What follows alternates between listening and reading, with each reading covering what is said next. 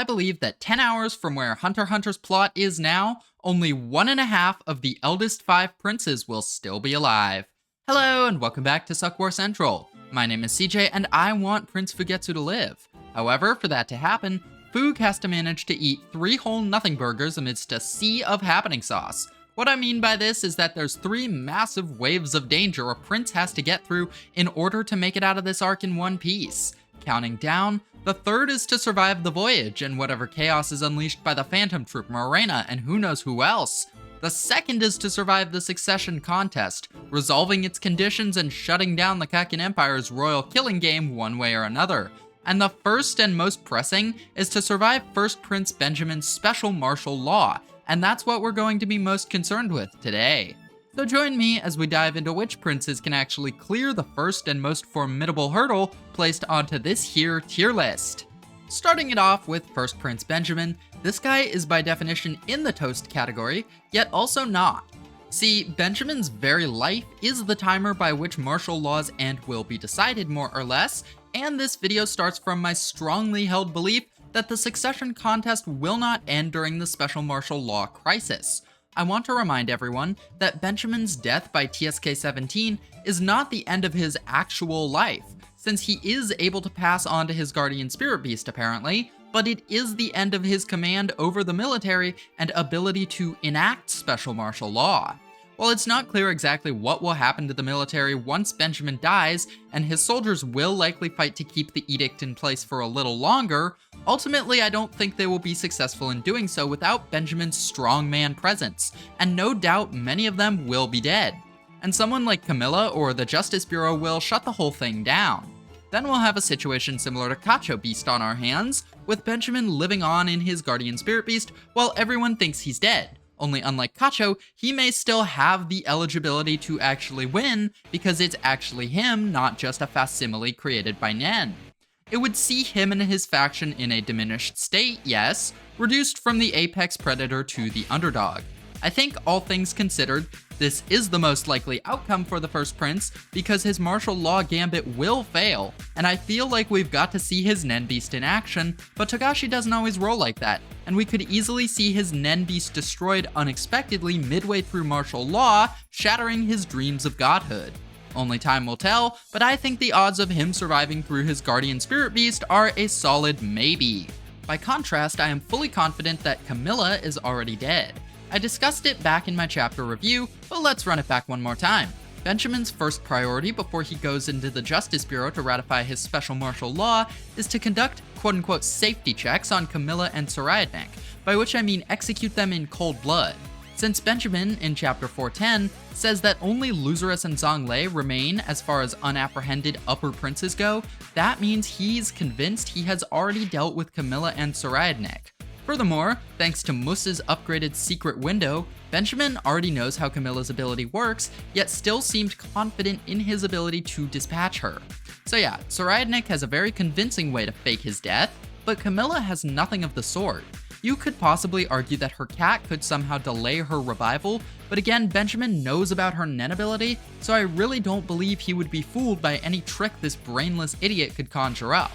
Therefore, her already being dead is the only logical outcome, unless some factor we don't know about and can't possibly theorize about comes into play, but that's always a possibility with arcs like this.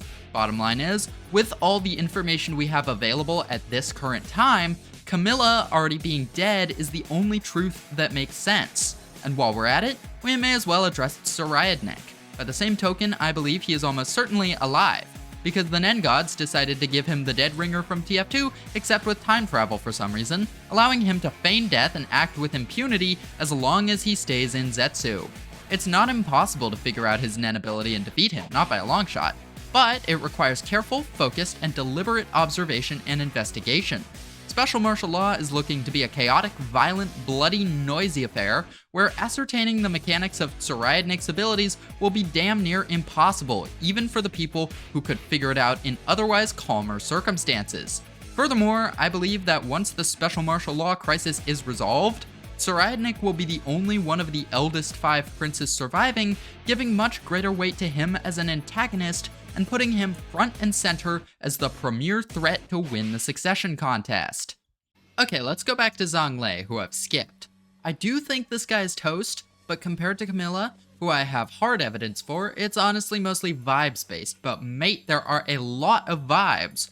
First of all, I think at some point, the Hale Lee family needs to kill a prince in order for them to come across seriously as a threat.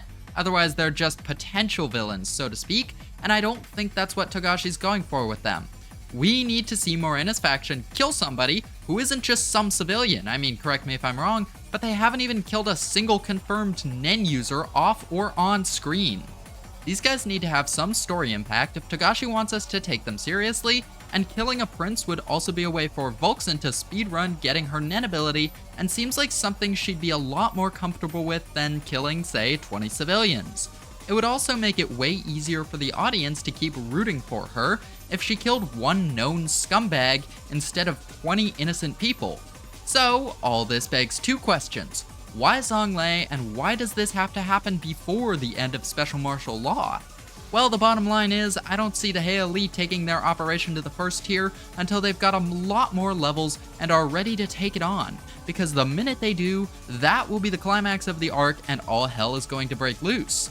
Thus, I'm guessing the first prince they kill will have to be someone who travels to the lower tiers, and our only realistic options for that right now are Zhang Lei and Luzerus, and we'll get more into why I don't think it's Luzerus later.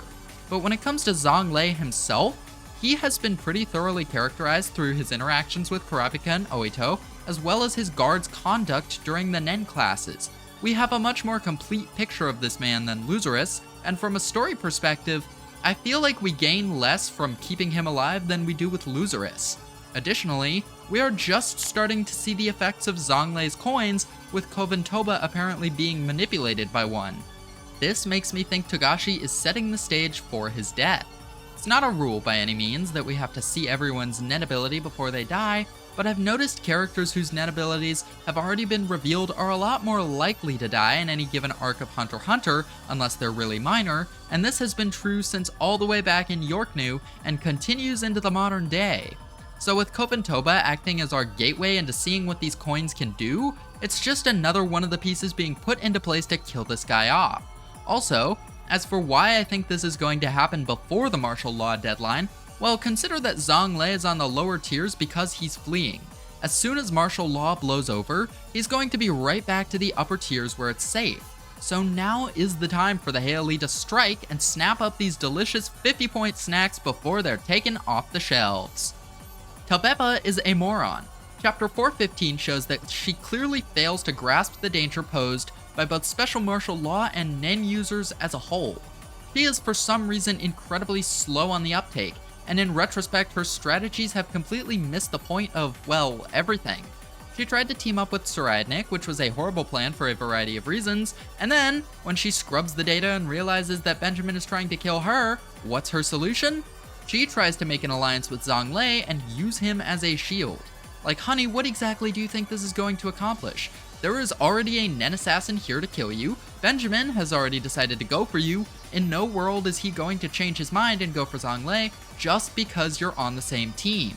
Best case scenario, it changes nothing because he already intends to kill everyone, and worst case scenario, you are now an even bigger target than people like Tserriednich and Camilla because you are throwing your weight behind one of his greatest enemies. It is genuinely mind-boggling to me how many incomprehensibly bad decisions Tsubeppa has made this arc, and it honestly makes me terrified for Kurapika that he has an alliance with this complete and utter fucking moron.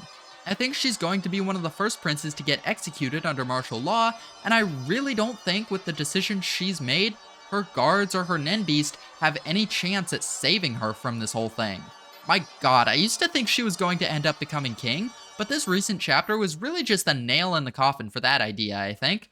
There was a comment on one of my videos that talks about how Tsubeppa represents the concept of plagiarism, something academic circles are rife with. She can't come up with any good ideas herself, and her royal blood practically ensures she got her scientist job by nepotism as opposed to what, merit? Royalty spits in the face of the very concept of merit, and do you want to be the Kakinese academic who accuses Tsubeppa Huiguo-Ro, 5th Prince of the Kakin Empire, a military dictatorship, of plagiarism? And note that Tsubeppa's Nen Beast doesn't just benefit from a research partner, but literally cannot function without one. All this to say, I am quickly coming around to this interpretation, and Tsubeppa is super dead in the near future, even if her Nen Beast is probably going to get to do at least something. It's not going to save her. 6th Prince Tyson, I believe, has pretty decent odds at making it out of this whole fiasco in one piece.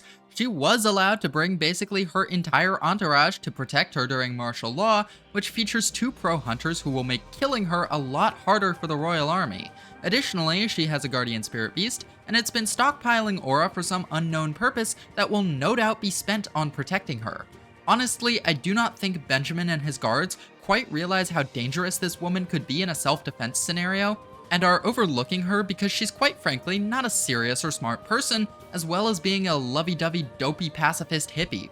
That said, there are plenty of ways she could go down. Maybe someone in Benjamin's entourage has a Nen ability that perfectly counters Tyson's, a la Rihan or Furikov, or maybe another prince will be able to land a sneak attack on her and avoid triggering her guardian spirit beast because, you know, guardian spirit beasts can't attack people with other guardian spirit beasts. Tserriednich is actually a prime candidate for something like this, able to walk with impunity where he pleases while using Parallel Future, so when it comes to Tyson, I really do think it's a coin toss, and I'm putting her in this tier. Now, Luzerus and Halkenburg are tricky to talk about because I strongly believe that they are in the same body at this particular time, which skews this entire conversation, but I might be totally wrong, so we're gonna have to discuss all the possibilities.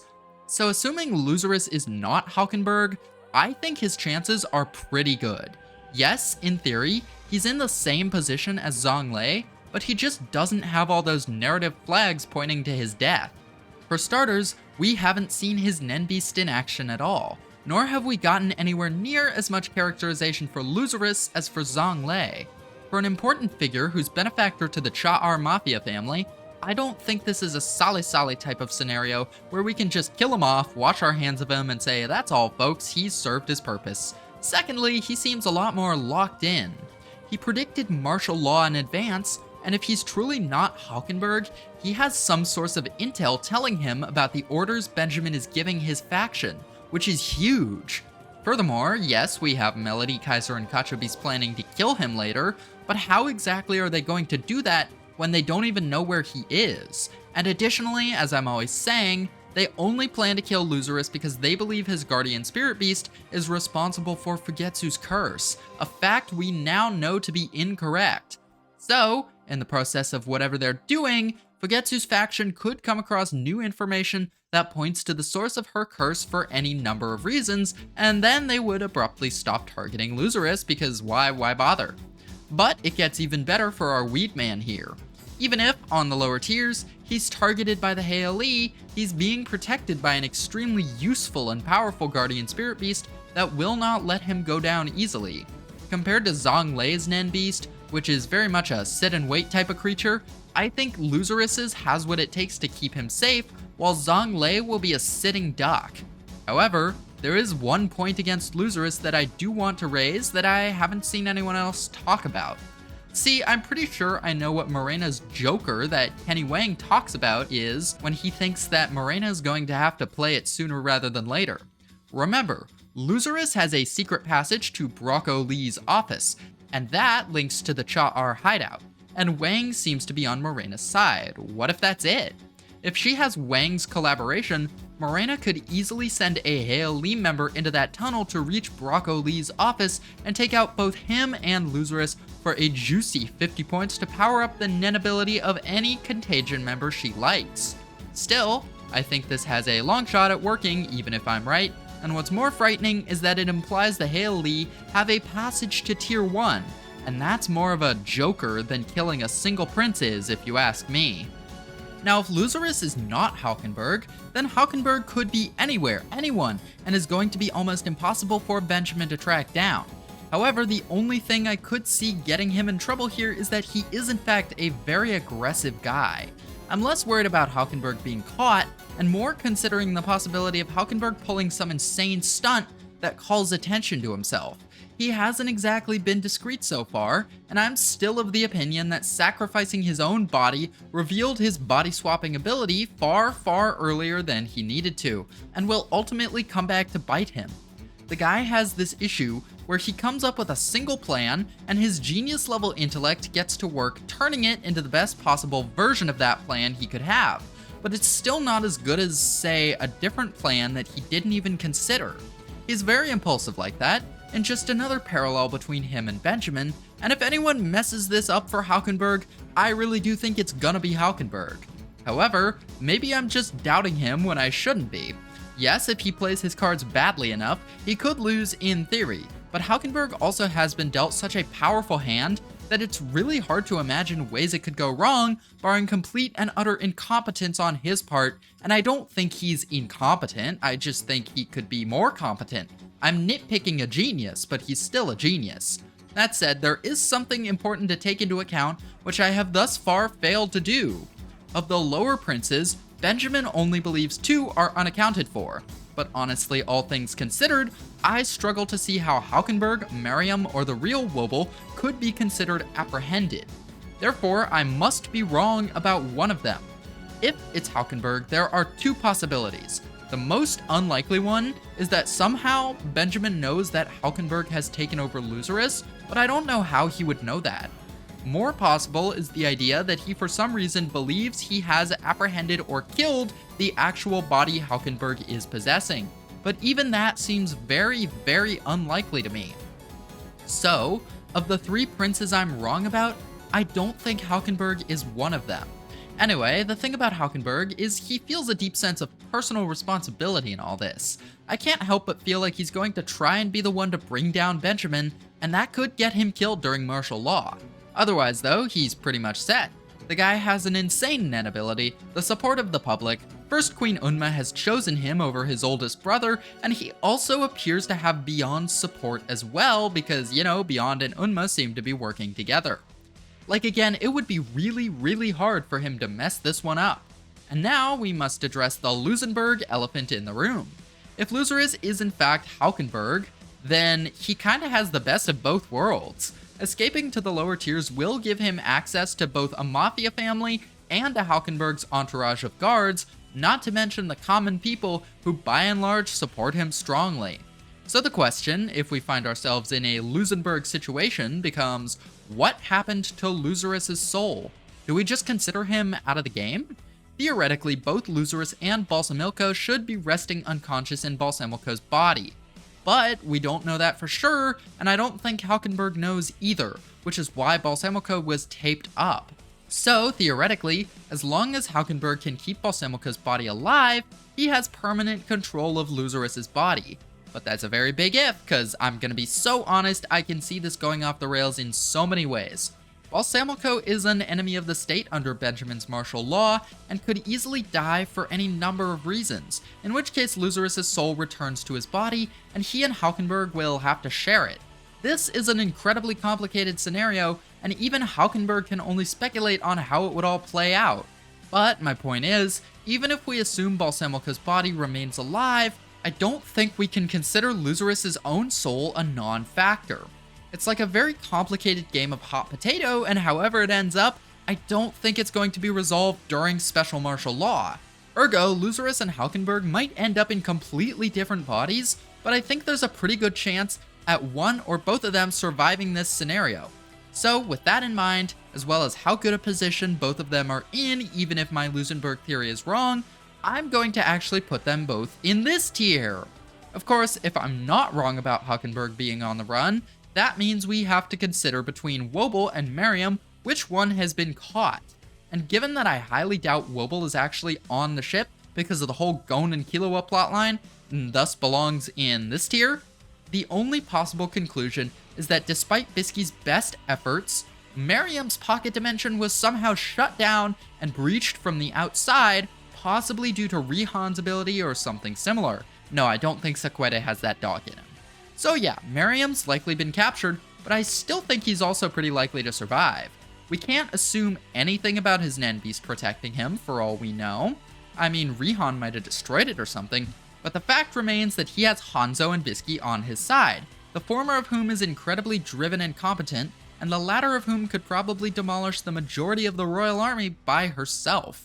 That said, Marayam has less agency in all this than one of the older princes. As a toddler with presumably limited awareness of what's going on, who just follows the directions his mother gives him, Marayam is going to be less capable of making decisions and keeping himself safe, especially if he's separated from his mother. Therefore, without his guardian spirit beast, he will be by far the easiest of the princes to bring down, and martial law is going to be incredibly chaotic. The princes and several of their guards will all be collected in one room, and many of them are going to suddenly and unexpectedly play their cards all at once. To think that they're going to work together to beat Benjamin is foolish. I'm expecting plenty of them or their guards to take advantage of the chaos and go after each other. With that in mind, I just don't feel comfortable putting Marayam in the highest tier. Last but not least, Fugetsu. Now, this might be pure cope on my part, but from a narrative standpoint, I think she's going to live. As far as we know, she's the only prince whose agenda the Kakanese Justice Bureau is pushing, for as of yet nebulous reasons. But that's a huge plotline that needs to be addressed, and I really can't see it ending with Fugetsu's death during the martial law crisis.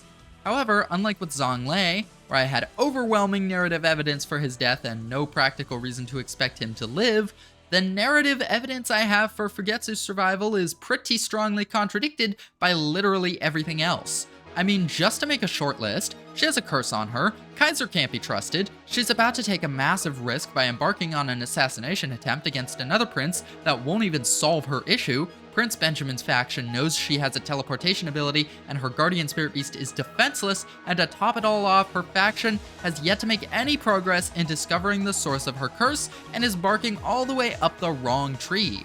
So as much as I love Fugetsu, I really don't think she can do much more in this situation than run for her life, and I don't think she can even do that for long enough to survive Benjamin's reign of terror. In any case, that's about going to do it for how I think the princes will fare during special martial law. I hope I'm wrong, I hope you'll join me next week for more Hunter x Hunter content, and I hope you have a wonderful day.